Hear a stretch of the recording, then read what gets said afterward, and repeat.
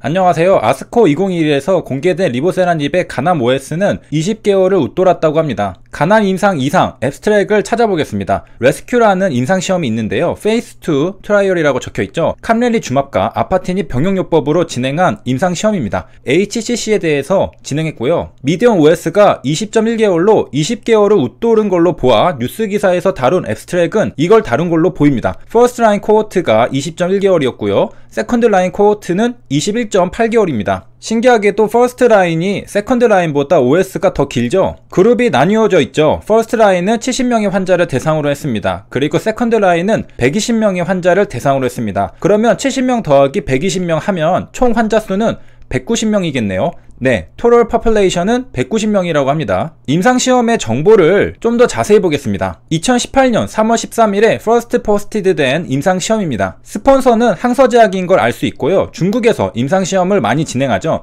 특히 캄렐리 주맙과 아파티닙 병용 임상을 많이 하죠. 임상 디자인을 보겠습니다. 액츄얼 인롤먼트도 190명으로 방금 봤던 190명과 똑같은 걸 볼 수 있습니다. 마스킹을 보면 넌이라고 적혀있죠. 오픈라벨로 진행했습니다. 왜 오픈라벨일까요? 실험군과 대조군을 나누지 않았습니다. 플라시보군이 없죠. 그래서 오픈라벨입니다. 물론 다른 경쟁약을 대조군으로 설정해도 오픈라벨일 텐데요. 여기 보고 있는 임상 이상은 그냥 캄렐리 주맙과 아파티닙만 병용요법으로 투여한 임상시험입니다. 당연히 이 결과로 조건부 허가를 신청하기는 힘들겠죠. 일반 시판허가도 마찬가지고요. 그래서 서머리에도 이번 임상시험은 preliminary 임상시험이라고 언급하고 있습니다. preliminary는 coming before라는 뜻으로 예비적인이라는 뜻입니다. 이번 임상 이상에서 시험 삼아 해보고 결과가 꽤 좋다 싶으면 본격적으로 해보겠다는 의지를 엿볼 수 있죠. 역시 돈 많은 항서제약이라는 느낌이 드는데 환자를 190명을 모집해서 임상 이상을 진행하는데 예비적으로 하는 임상시험이라고 밝히고 있습니다.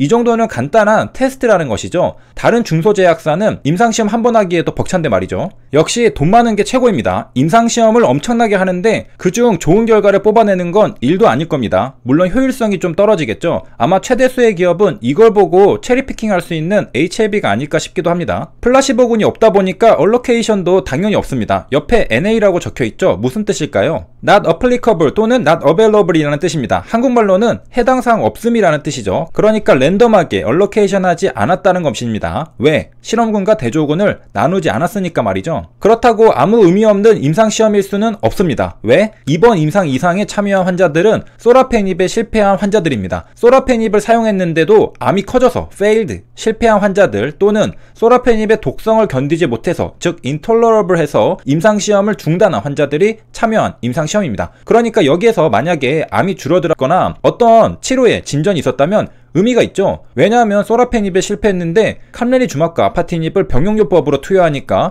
어떤 반응이 있었다는 의미이기 때문이죠. 반응이 있다면 앞으로 항서제약의 판단은 어떻게 진행될까요? 소라페닙에 실패한 환자들을 대상으로 병용요법을 제공할 수 있는 치료제를 개발하고자 할 겁니다. 그러니까 가나 환자들이 1차 치료로 소라페닙을 사용했는데 실패했다? 그러면 캄렐리 주맙과 아파티닙을 2차 치료제로 사용할 수 있게 근거를 마련할 수 있는 임상시험을 이어갈 겁니다. 현재 MOS에 대한 숫자는 나와 있습니다. 1차 치료는 20.1개월이고 2차 치료는 21.8개월이죠. 그 이유는 OS 이벤트가 1차는 58.6%가 일어났고 2차는 60%가 일어났기 때문입니다. 즉 절반이 사망했기 때문에 미디언 OS 값도 나올 수 있었던 것이죠. 미디언은 중간값입니다. 중앙값이죠. 특이한 점은 patients라고 쓰지 않고 cohort라고 표현했습니다. first line cohort 이렇게 말이죠. 그 이유는 의미를 좀 더 명확히 하려고 한 겁니다. 코호트 스터디는 전향성 추적 조사를 의미합니다. 특정 요인에 노출된 집단과 노출되지 않은 집단을 추적하고 연구 대상 질병의 발생률을 비교하여 요인과 질병 발생 관계를 조사하는 연구 방법입니다. 그러니까 한마디로 어떤 원인이 어떤 결과를 가져오는가를 연구하는 방법으로 시간적인 개념을 포함합니다. 가남 임상 이상에서는 아파티닙과 캄렐리 주맙을 복용하면 어떤 결과가 나오는지 연구를 해본 것이죠. 코호트라는 단어의 뜻은 특정 기간 동안 공통된 특성이나 경험을 갖는 사용자 집단을 말합니다.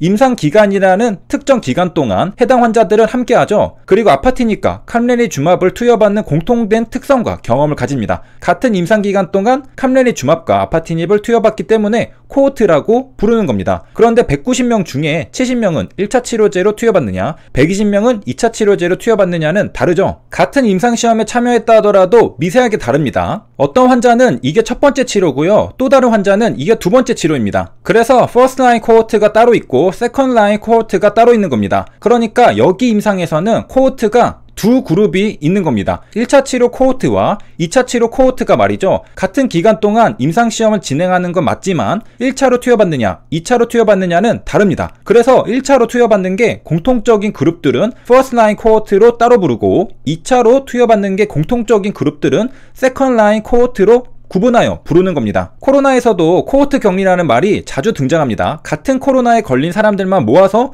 격리한다는 뜻이죠. 정리하겠습니다. 코호트는 공통적인 특성을 가진 사람들의 집단을 의미합니다. 그래서 임상시험에서도 코호트라는 단어를 쓰고요, 코호트 격리에서도 코호트라는 단어를 씁니다. 코호트의 어원은 라틴어인데요, 울타리를 뜻하는 단어라고 합니다. 울타리는 구획을 나누는 데 사용되죠. 울타리를 쳐서 공통된 특성을 가진 사람들끼리 구분하는 것이죠. 코호트 연구는 전향성 연구입니다. 전향적이라는 말은 미래의 자료를 사용하는 연구입니다. 그러니까 자료를 얻으려면 미래로 가야 하는 겁니다. 타임머신을 타고 가는 게 아니라 시간을 보내야 된다는 것이죠. 대표적으로 임상시험이 있습니다. 반면에 현재 시점에서 과거의 자료를 모아서 연구하는 방법도 있습니다. 이건 후향적인 연구입니다. 전향적 연구는 프로스펙티브 스터디라고 하고요, 후향적 연구는 리트로스펙티브 스터디라고 합니다. 임상시험은 대부분 전향적 연구입니다. 우리가 한 그룹은 약을 주고 한 그룹은 약을 안 주고 그 결과를 비교해보는 게 대부분의 임상시험이잖아요. 당연히 미래의 자료를 사용합니다. 그래서 프로스펙티브 스터디, 전향적 연구입니다. 우리가 흔히 역학조사라고 하는 건 뭘까요? 후향적 연구입니다. 코로나가 한창 퍼질 때 질병관리본부에서 이 코로나 환자들이 도대체 어디에서 코로나에 걸렸는지 역학조사를 하고 있다고 발표하던 뉴스 기사를 기억하실 겁니다. 역학조사는 이 사람이 어디에 가서 뭘 했는지 그런 것들을 조사하는 것이죠. 미래가 아니라 과거에 이 사람의 행적을 조사하는 겁니다. 그래서 후향적, 리트로스펙티브라는 것입니다. 이 사람의 행적을 조사하면 어떻게 해서 코로나에 걸렸는지 원인을 다소 추측할 수 있을 겁니다. 비용은 많이 들까요? 별로 안 들겠죠? 왜? 그 사람에게 몇 날 몇 시에 어디 갔냐고 물어보는데 비용이 들 리가 없겠죠. 그 사람이 생각을 조금 해서 그때 거기 갔어요 라고 말하면 되는 것이기 때문이죠. 대신에 신뢰도는 낮겠죠. 이 사람이 제대로 기억했는지 애매하기 때문이죠. 사람의 기억은 충분히 스스로도 조작할 수 있고 또 혹시나 벌 받을까봐 거짓말할 수도 있기 때문이죠. 괜히 불이익이 올까봐, 그리고 솔직하게 말할 수 없는 개인사가 있으면 얘기를 안 해줄 겁니다. 이런 이유로 후향적 연구에는 한계가 있습니다. 그래서 전향적 연구가 필요하게 된 것이죠. 처음에는 사람들이 어떤 현상을 보고 이게 원인이 뭘까? 과거의 일들을 추적해봤을 겁니다. 그런데 한계가 있던 것이죠. 그러니까 이러지 말고 실험을 해보자, 원인을 다르게 해보고 결과가 어떻게 나오는지 보자 라고 생각하게 된 게 전향적 연구입니다. 임상시험이 대표적인 전향적 연구입니다. 그룹을 둘로 나눠서 한쪽은 인터벤션을 하고 다른 한쪽은 안 하면 정확히 그 결과가 구분이 되겠죠. 신뢰도는 당연히 높을 겁니다. 대신에 비용이 많이 들 겁니다. 임상시험만 생각해봐도 비용이 정말 어마어마하게 들어가는 걸 알 수 있죠. 세 줄 요약입니다. 아스코에서 간암 임상 이상 병용요법에 대한 결과가 발표되었습니다. 아파티니까 캄렐리주맙을 투여한 환자들의 MOS가 무려 20개월 이상이 나왔습니다. 그리고 코호트는 공통적인 특성을 가진 사람들의 집단입니다. 이번 논문에서는 퍼스트 라인 코호트와 세컨드 라인 코호트로 나뉘어져 있는 걸 확인할 수 있었죠. 그리고 임상시험은 대표적인 전향적 연구라는 사실도 공부해봤습니다. 여기까지 시청해주셔서 감사합니다.